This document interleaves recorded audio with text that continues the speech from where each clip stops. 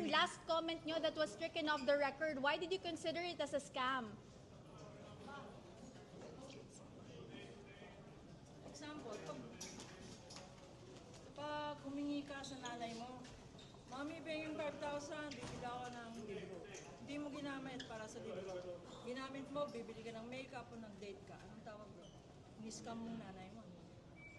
Pag paulit-ulit yan, at hindi mo ginamit, pera na sinabi mong gagamitin, ang tawag doon, scam.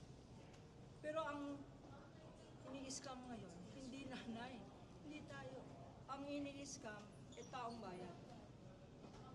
Ang worth ng scam na yan ay 612 million. Kanya miskin natin ang dahil sa record. Gusto ko lang sabihin yun kasi, syempre, para maintindihan natin. Pag in-scam kayo, hindi ba masakit ang loob? Diba? Pero parang budol lang, budol, gano'n. Pero ang binubudol tayo, ang daming mga pangalan. Piatos, Mary Grace Piatos, si Ang Dilim, si Pikit, at marami pang magkakaroon na other names. At part po yun ng confidentiality ng mga taong tumanggap ng reward or ng binayaran ng information. Hindi naman tayo nag-emphasize ng pangalan.